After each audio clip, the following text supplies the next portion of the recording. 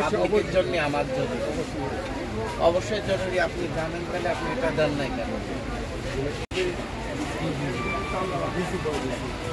আমারে না দেখলে দিতেন না।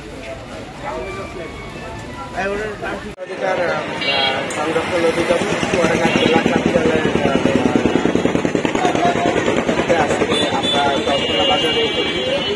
পবিত্র মাহে রমজান, অন্যান্য সময় আমরা বাজার অভিযান করি, পবিত্র মাহে রমজানেও আমাদের নিয়মিত বাজার মনিটরিং চলবে, যে অবৈধ মজুদ বা কেউ মেয়াদ উত্তীর্ণ কোনো পণ্য বিক্রি করছে কিনা, বা নির্ধারিত দাম থেকে বেশি বিক্রি করছে কিনা, বা যেটা ক্রয় বিক্রয় করছে ভাউচার, এবং সেই অনুসারে মূল্য তালিকা যাতে ভোক্তা কাউকে দেখতে পারে যে সে যে পণ্যটা কিনছে সে পাশের দোকানে কত করে বিক্রি করছে। এইটা এনশিওর করার জন্য আমরা মনিটরিংয়ে আসছি দর্শনা বাজারে।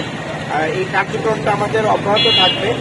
আর বাজারে যে দ্রব্যমূল্য যেটা আমরা বলি, যদি আমাদের মূল্য তালিকাটা এবং ক্রয় ভাউচারটা আমাদের ঠিক থাকে তাহলে সহজে কেউ দাম বিক্রি করতে পারে না। কারণ এখানে একজন কনজিউমার সে দেখতে পারে যে এই দোকানে কত এবং পার্শ্ববর্তী দোকানে কত, সে যাচাই বাছাই করে নিতে পারে।